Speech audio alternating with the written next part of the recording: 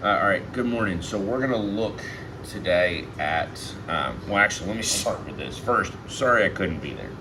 My little baby here isn't feeling too good, and so she and I are hanging out at the house right now. So um, you'll have I'm gonna do this all in one video, however long it takes, and then there will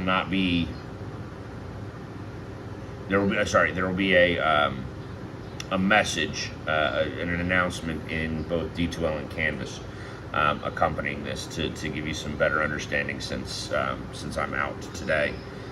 And y'all know I don't generally like missing class. So we're going to look today basically at late 17th century and then 18th century European influence in America, and then we'll cover a little bit of additional expansion into what is America today, that were non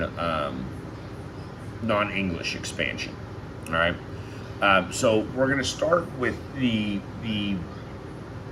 basic premise in Europe, in England at the time. So a fair amount of this will actually be European history, right?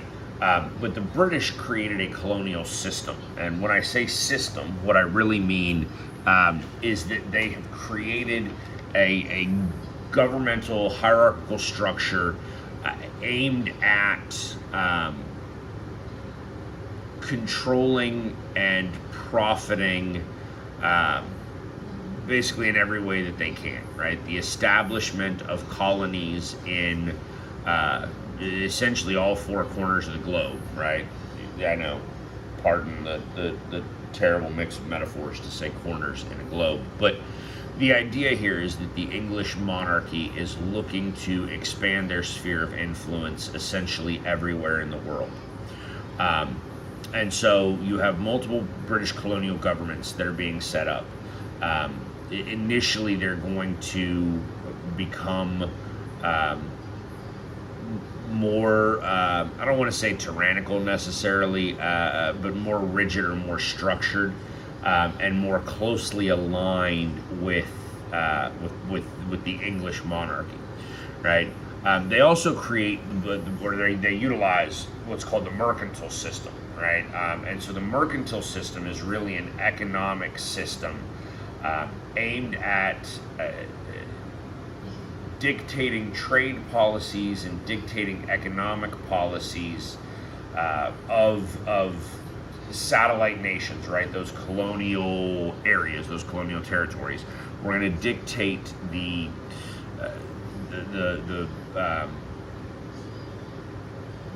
economic actions of those people in order to ensure that the mother country, in this case England, is capable of profiting most off of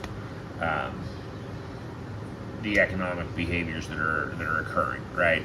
And so the British do this with what are called the Navigation Acts. And so the Navigation Acts are basically trade regulations aimed at preventing colonial trade with Dutch or other European powers colonies. So for instance, there's the British East India Tea Company, right? So they were making tea, growing tea leaves in India. If you wanted tea and you were in America, you had to get your tea essentially through England, who was getting their tea through the East India Tea Company. Now, what you ought to understand is what that really is doing economically, right? By forcing the American colonials, right, into buying their tea from England rather than on an open market, right? And so I want you to understand that this is anti-capitalistic, right? We don't have open markets. We're basically dictating where you can buy stuff, and we're filtering much of it through England, which basically creates additional middlemen, and it creates profit and economic prosperity within England at the expense of other colonial entities who can't trade for the best price. They can't negotiate best prices. They don't get to function on an open market in order to determine how to best profit for themselves. So when we look specifically, we're going to look specifically here at the 17th century. Throughout the 17th century, there are some significant events in Europe that are going to have a profound impact on the American colonies, right? And so the first is really there's a civil war in England in 1642. It lasts nearly a decade, and the English Civil War sees, I believe it's Charles the First. Basically, like he's taken off the throne. England goes without a king for a while. There's no monarchy. Oliver Cromwell is like I think the title they give him is Lord Protector. I don't really care what his title was, but he's not a part of the royal bloodline, right? But he's going to take over. Ultimately, there's going to be the restoration of the monarchy, and then there's the Glorious Revolution. But a lot of this coincides with the age of the Enlightenment. And we'll talk about the Enlightenment in more detail in our next unit when we talk about actual influences on the American Constitution. But it's important to understand that one of the earliest and arguably most important philosophers or intellectual thinkers of the Enlightenment era is a man named John Locke. And Locke writes in the Two Treatises on Government that all peoples are born with life, liberty, and the right to property, right? So that we have a right to life, we have a right to liberty, which just means freedom, and we have a right to private property.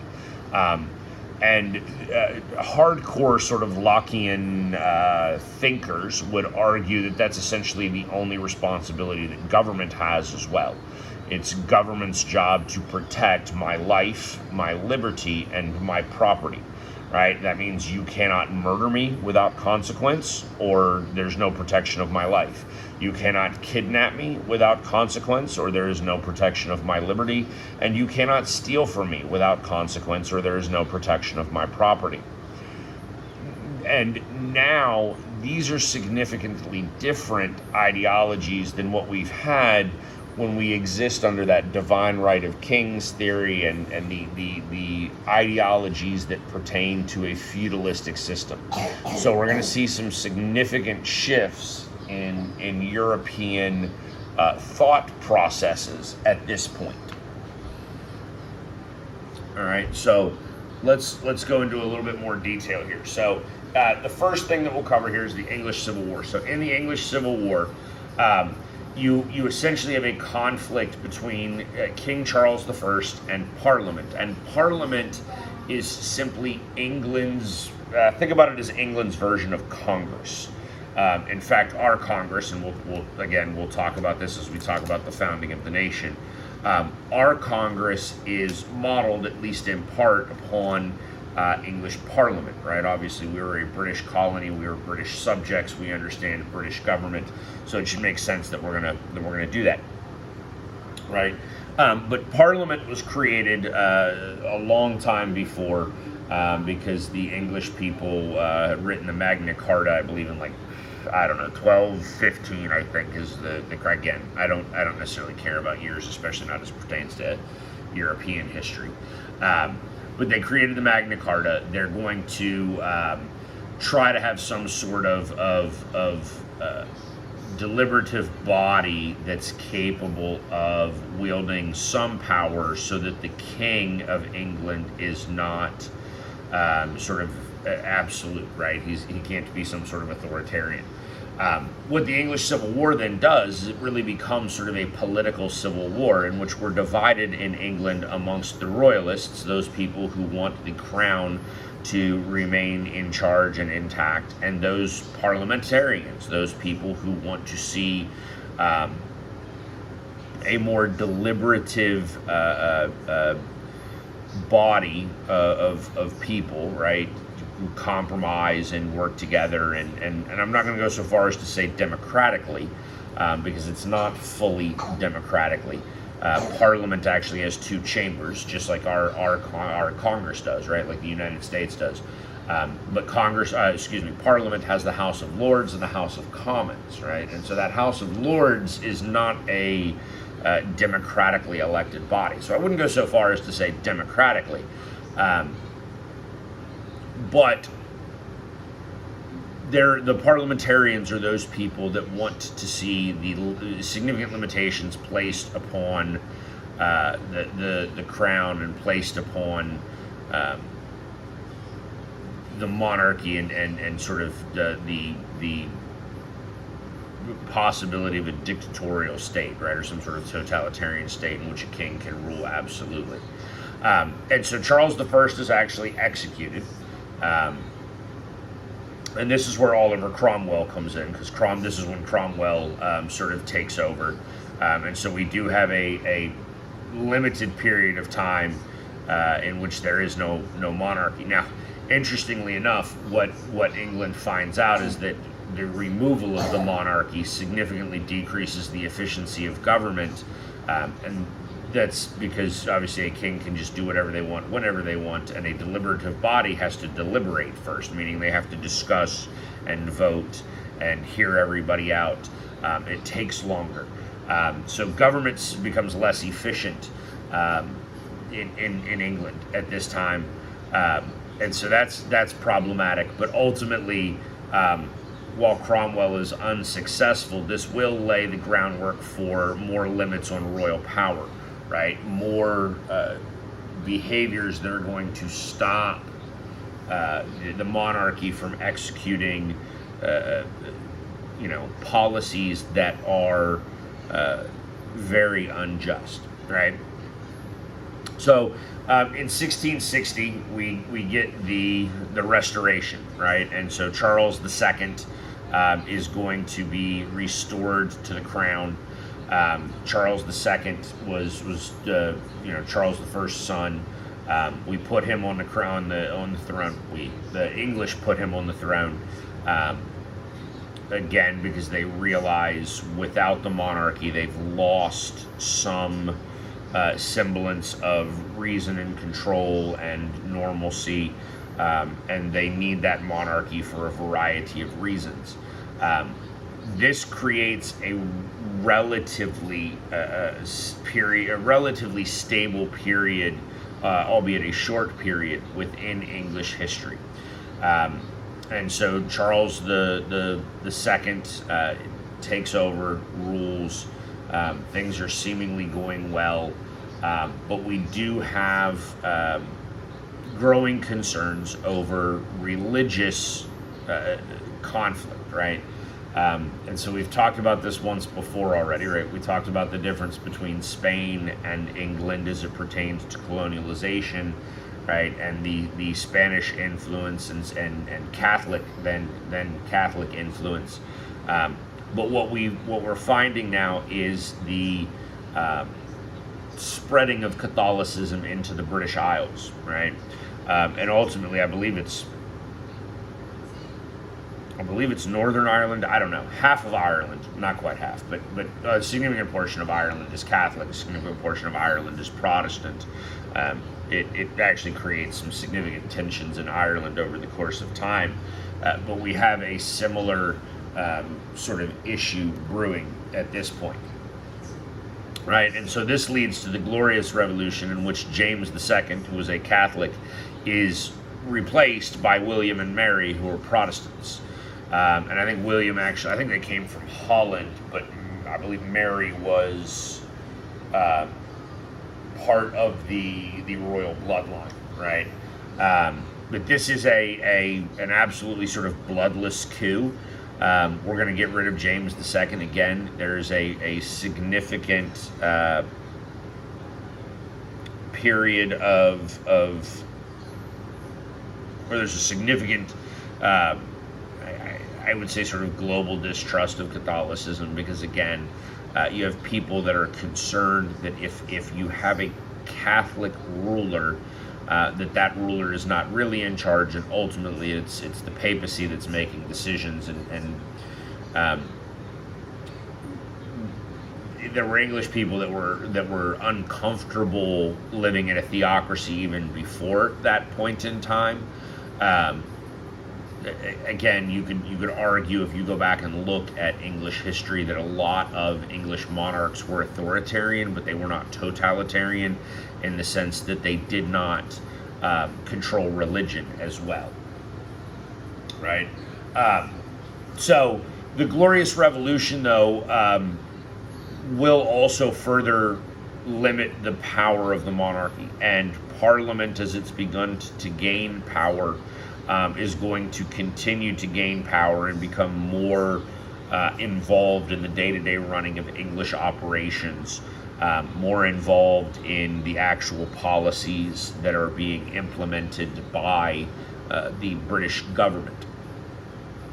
But one thing that I think is wildly significant, or probably the most significant aspect of the Glorious Revolution, is not what it does in England. It's not a matter of moving the English monarchy from a Catholic monarchy back to a Protestant monarchy, but rather it's the idea that the Glorious Revolution really sort of marks an end of what's called the Dominion of New England. And the Dominion of New England was a governing body that had removed many of the charters of the middle and northern colonies, right? So that means we had removed the charters of Massachusetts, Rhode Island, Connecticut, Jersey. Maryland should have been in that, because again, Maryland was a Catholic haven, which we talked about, and obviously these issues occurring in England between Catholicism and Protestantism are also playing out in the colonies as well. But basically what had happened was you got a whole bunch of these different colonies that had their royal charters revoked. And instead, we have the Dominion of New England, in which the British government is going to become a lot more heavy-handed in the day-to-day operations of colonial life. And again, we're now talking like the middle of the 17th century. We're talking 100 years before the American Revolution. And the colonists, right, those English people living in the various colonies, are grossly unhappy with the Dominion of New England. They do not like what they see as the undue influence or the overexertion of control for the crown and Parliament, all those many miles away from where the actual colonists are living, right? During this time, we get the creation of the English Bill of Rights. That English Bill of Rights is a significant document in terms of global history and global governmental influence and limitations upon government. So what the English Bill of Rights does is it outlines the rights of Parliament. It limits the monarchy even further. Really, by the time we get to the English Bill of Rights, essentially what you can be looking at is the creation of, or the implementation of, a constitutional monarchy rather than just a monarchy. And what that means is you begin to see the actual tipping in terms of the balance of power from the crown to Parliament, in which Parliament is going to be able to wield more power at any given moment than what the crown can. And then this will sort of usher in the period of what we have in sort of British government today, right? Where you have a parliamentarian system. Yes, there's what is his name? King Charles. He's got to be Charles the something, God only knows. But we have King Charles in England today. And that man is little more than a figurehead in terms of their government. I mean, it's far more a ceremonial position today than anything else. The King of England has very, very limited actual real power. Instead, power is wielded by Parliament and then the Prime Minister, who is the leader of the majority party in Parliament. And so this is what we begin to get at this point. The English Bill of Rights is also important in order to note, because obviously it's going to have a significant impact upon the American Bill of Rights. It has an impact upon other documents that are written as well, right?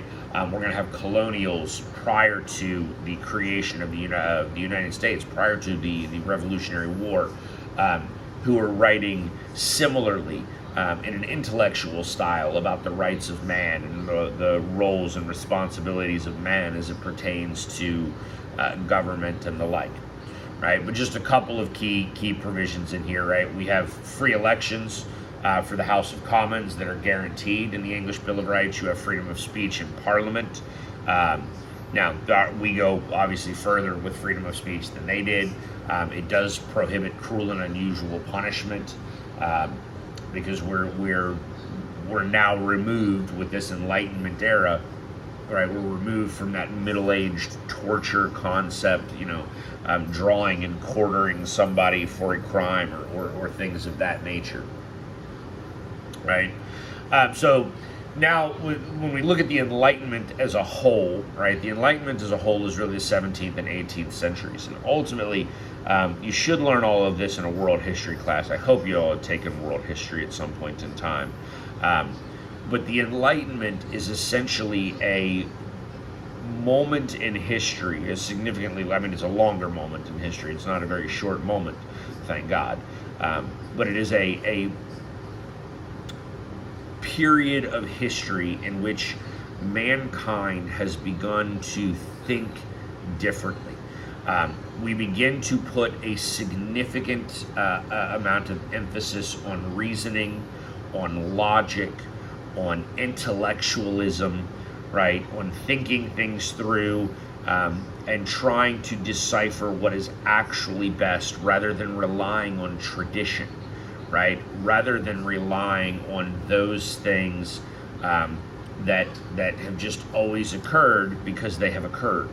Additionally, the Enlightenment ushers in sort of the age of the individual, right? And this is a direct shift when you look at a lot of the history of the world. You look at a lot of the history of European societies, and they were feudalistic. You had people born into positions for which they could not move. There was no mobility. There was no freedom, right? If you were born, take the Russian monarchy, for instance, right? The czars. So if you were born as a serf in Russia, you were tied to the land in which you were born. You could not leave. You could not travel. You could not move. You would be born on that land, you would work that land for somebody else, and you would die on that land with no opportunities. Okay? That's not a very individualistic ideology. There's no freedom there for the person. And so again, Locke is the most important, but he is by no means the only intellectual, enlightened thinker of the 17th and 18th century that matters. Some of them are really American. You could argue that when you're looking at 18th century Enlightenment thinkers, Ben Franklin is one of the foremost Enlightenment thinkers within America. Thomas Jefferson, some other founding fathers that I'm not just going to list here. But aside from Locke, there are a couple of others that are really worth noting. One of them would be Thomas Hobbes. That's Hobbes. Hobbes comes up with the idea of sort of a social contract theory, right? Or he's writing as this idea is being implemented, and it's sort of the idea that people willingly give up freedoms to the government in order to live in a structured and organized society, right? You have others like Adam Smith. Adam Smith writes, I believe the book was called Wealth of Nations, but Adam Smith is basically the father of capitalism as an ideology, right?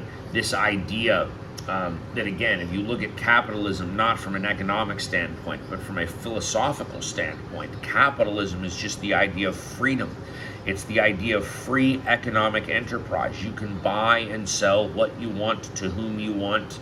And this is a direct sort of critique of that mercantile system that we talked about earlier today, right? That mercantilism is where you don't have freedom to buy and sell as you so please.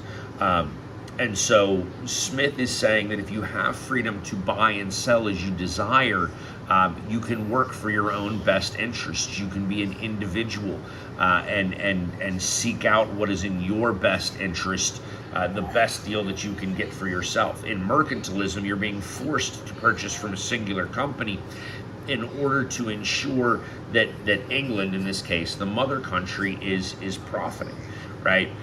So a lot of these Enlightenment ideas are wildly significant to things that are going to happen down the road. We'll talk about it more when we get into the actual foundations of America as a nation and the writing of our Constitution, and how some of these different people, whether it's Hobbes or Locke or Montesquieu or Rousseau, Smith, Hume, Bentham, there's a number of them, and most of these guys, not all of them, but obviously Rousseau and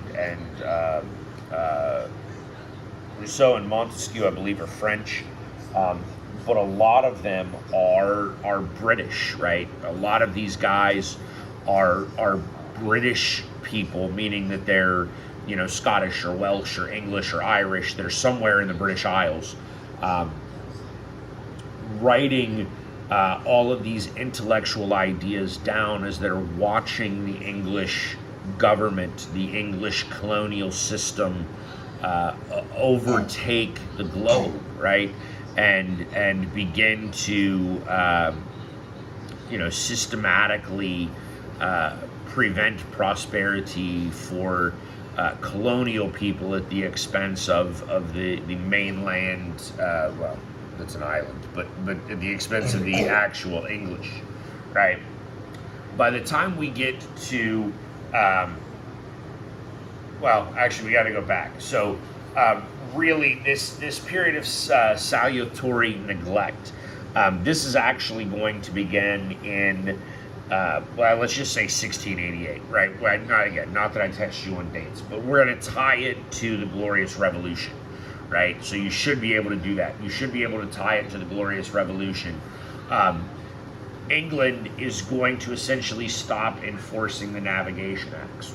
One, because it's not practical to enforce the Navigation Acts. It's very difficult for England to be in control and in charge and dictating the behaviors all over the globe, right? In fact, and we'll get to it, one of the first millionaire in the history of the United States is a man named John Hancock, who makes his money predominantly as a smuggler violating British mercantile authority, right? And part of that is due because in the late 17th century and then into the early 18th century, there's a period of salutary neglect where the crown has essentially removed itself from the day-to-day operations of the colonials. Again, I mentioned a minute ago that Dominion of New England, which also ends as that Glorious Revolution is occurring. The Dominion of New England ends, and so the British government is less involved in the day-to-day operations of the colonials, and the colonials are very happy with this. One, the colonials had already had a habit of self-government. The colonials, when they had arrived, I believe the House of the House of Burgesses is the Virginia legislative body, right? So think about it as Virginia's Congress, Okay? It's Virginia's Congress, and I believe the House of Burgesses first convenes in 1619, right? And if I'm correct on that date, and I don't know that I am, but if I am correct on that date, the House of Burgesses is basically created, you know, really before I think it's even before it's even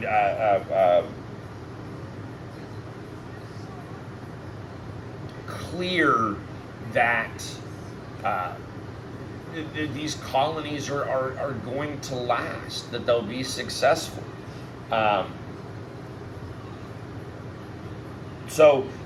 right. So I just looked it up. So there was a body that was convened in 1619, but officially the House of Burgesses doesn't begin until 1643. But regardless, we're talking about the first half of the 17th century, right? So to put this into perspective, we're talking about having settled Jamestown in 1607, right? 1607. In just 12 short years later, we create a legislative body to oversee sort of communal affairs, right? Governmental affairs, those types of issues within Virginia, right? And so, like, the House of Burgesses exists, and it existed again for some period of time, and Virginians are those colonials, those Englishmen in Virginia, because they would have still thought of themselves as Englishmen at the time, are governing themselves based upon English tradition and English history and English custom, right? But they're doing it as if they were their own House of Commons in the parliamentary system. And then with like the Navigation Acts and sort of the heavy-handedness, right? Some heavy-handedness occurs at various times. The colonials are very, very unhappy with it. So a couple of points we'll look at specifically then with the House of Burgesses, right? We have Bacon's Rebellion, which I believe should have a reading on. I think you had a reading on it. Maybe there's regardless. Bacon's Rebellion is essentially a rebellion of the non-elites within Virginia against the elites and those people that were sort of running the House of Burgesses. Wait, I might have misspoke a minute ago. The House of Burgesses would probably more closely resemble the House of Lords rather than the House of Commons. There were not initially elections.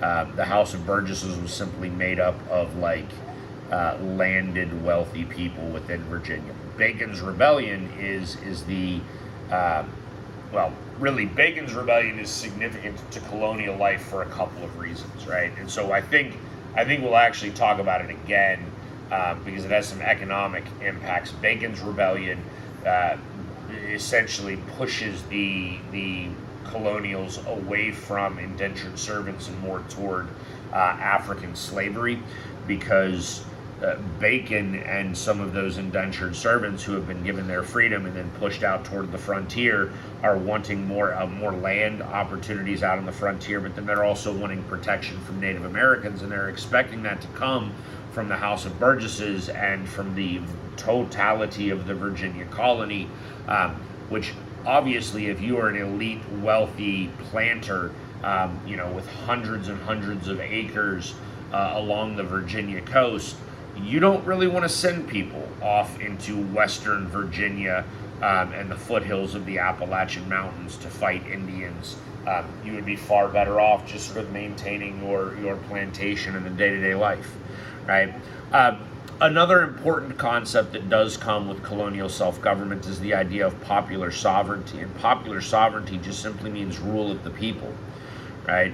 So sovereignty is rule, right? If you were sovereign, you're sort of in control of yourself.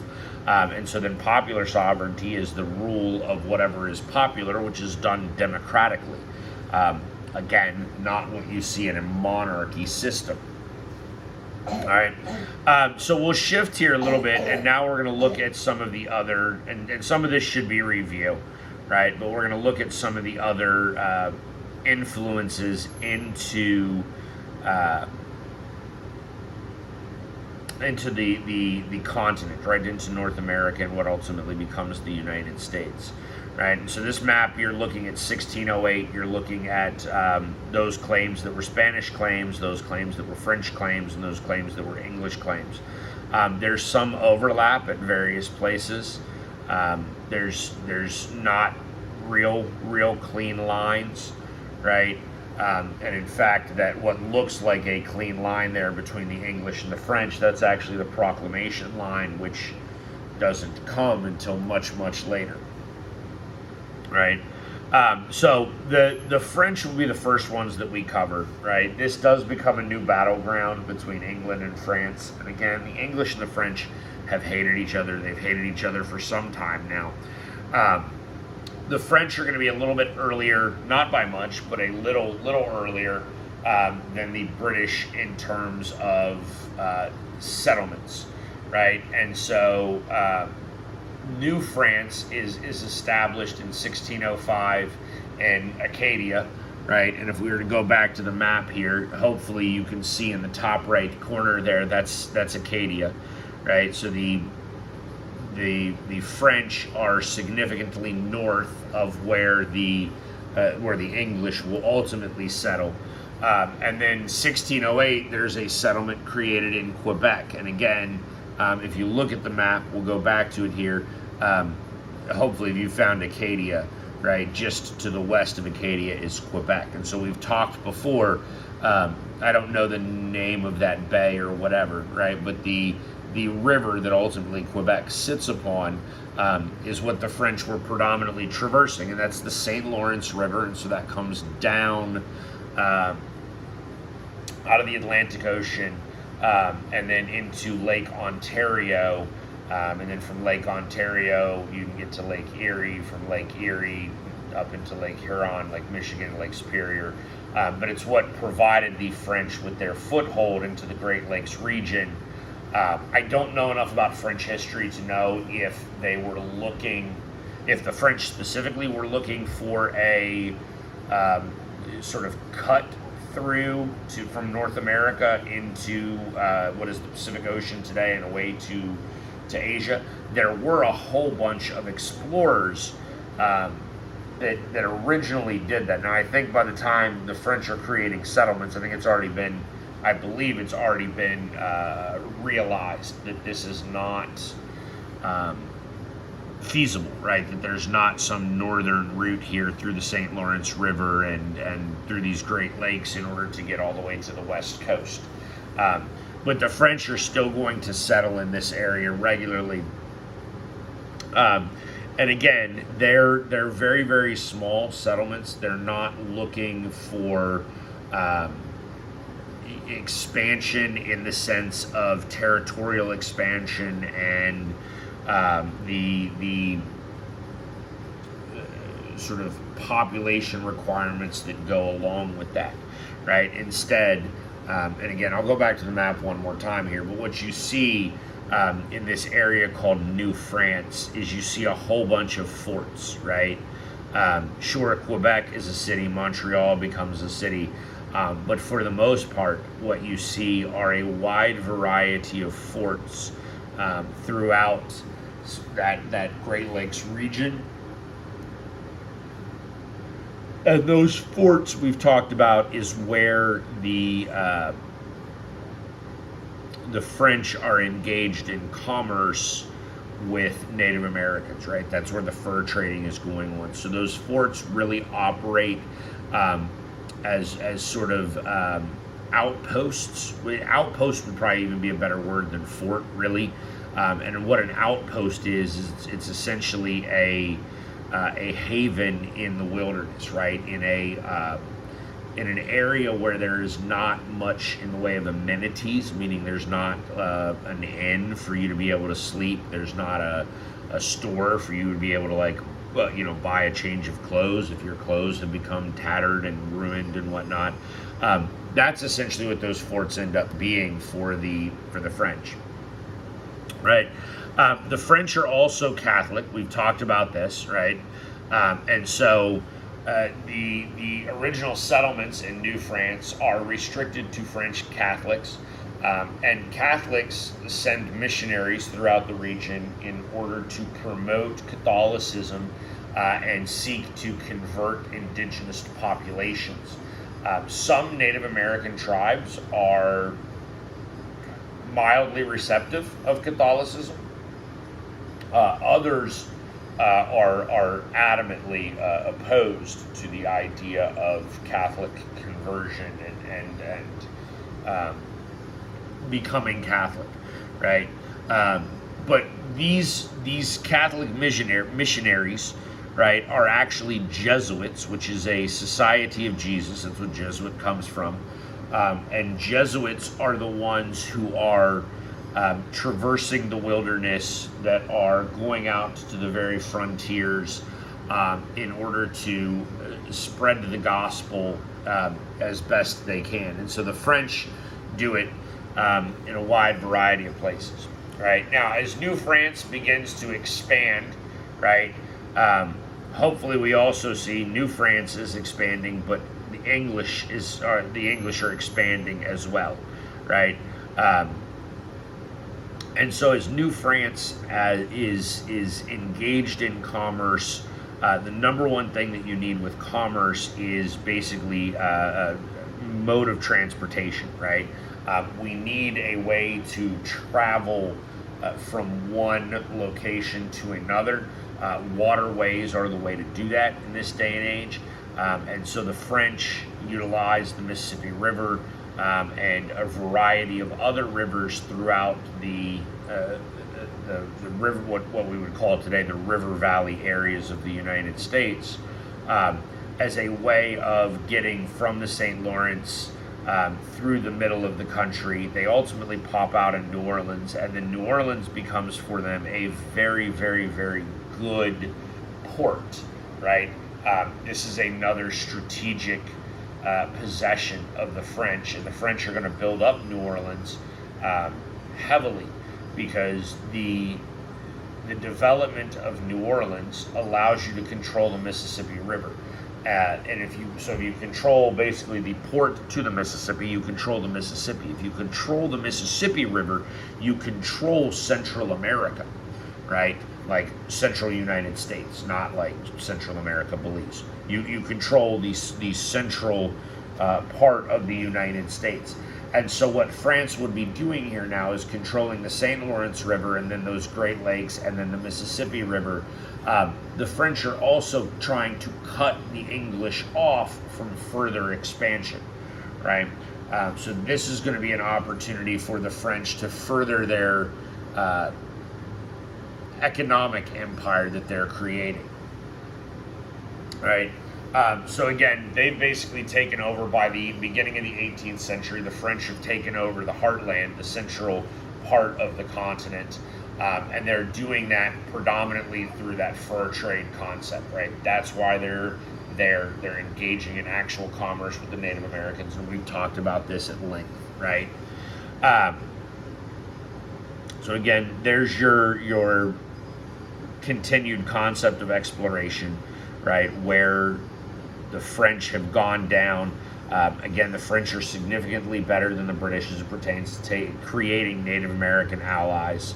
And so they're going to use Native American guides and those Native American allies to find the best routes and means of transportation as they're traveling through the Mississippi River Valley area, as they're traversing these various waterways, the tributaries, and all of those different rivers. And there are, I have no idea, probably all told hundreds of rivers that run into the Mississippi River, especially when you consider rivers that run into the Mississippi River, right? You have for instance, the Monongahela River, which runs out of West Virginia north. It's one of the few north running rivers in the northern hemisphere. to Pittsburgh, Pennsylvania, where it then dumps into the Ohio River, and the Ohio River then dumps into the Mississippi River. And so the reality is the Monongahela River is still, connected in that way to the Mississippi River, right? The French also, as we just saw from the map, right, in the early 18th century, the French are beginning to build up New Orleans, right? They're beginning to build up the port of New Orleans in order to have a significant entry into that heartland of America. But that also, again, cuts the British off. It gives them a port in the Gulf of Mexico. And as they've opened up this area, they have also begun to realize the sort of agricultural aspects that are available within the southern United States. African slavery is introduced to French territories through New Orleans. Again, New Orleans will end up with sort of a very unique culture as a result of that. So this is just a painting that's meant to depict some of the relations between natives and the French, and how the French saw the natives. We're assuming that the one relatively dark one there is probably an escaped slave that had been, given home with that Native American group, right? So this will take us to the Spanish, and this will be the last thing that we cover here. So the Spanish, we know, we talked about briefly the Columbus and the arrival, and then the entry from basically from all those Caribbean islands through the Caribbean Sea into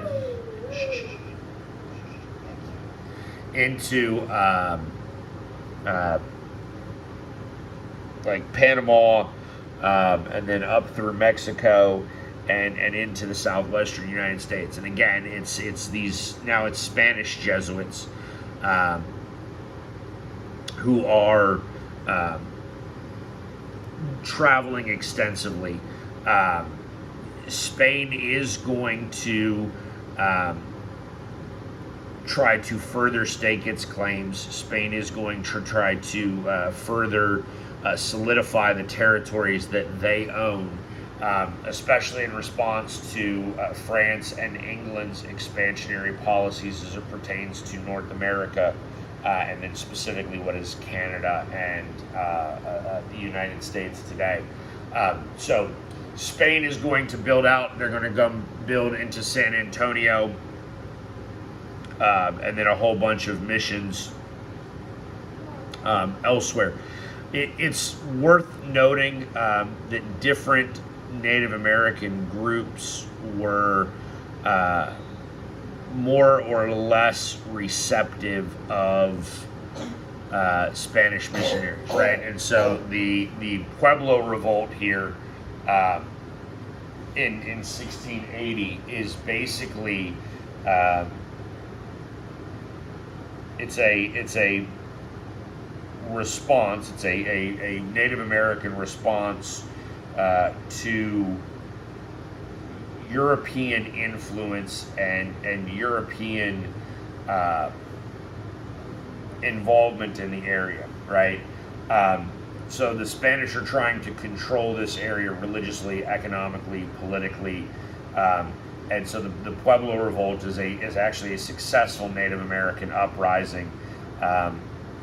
There was a Spanish government in New Mexico there, and ultimately he is, I believe he was actually executed, and many of those Spanish forces were driven south as a result of this. And the leader of it was a guy named Pope, who basically was fed up with the English control, but then I think more than any, just say English, Spanish, more than anything else, not just fed up with the Spanish control, but I think specifically in this instance, when you're looking at the influx of Catholicism and the demand of Catholicism to convert these heathens, Native Americans had very, very rich religious traditions. They had, you know, origin stories as to how man came to be and the universe came to be. They were a religious people, and a lot of their religion was more centered on day-to-day operations, praying for rain, and if God is happy with you, you have a good harvest, and if He's unhappy with you, you have a bad harvest. There was a period of a prolonged drought. I mean, it maybe is a little comical because it's New Mexico. I feel like it's just straight desert. There's always a drought there, but the Native Americans, the Indians there, were not, they'd been sort of converting. They'd been led to practice Catholicism. Some of them have abandoned their own religion, and then they see their life outside of religion take a negative turn. Right? There's drought. There's poor harvests. People are hungry, and so some of this now is like, the gods have forsaken us. We've angered God or whoever, because here is their wrath and here's what they're doing to us as a result of their conversion into Catholicism, right? And so here's just a list of various missions throughout California. The Spanish were looking to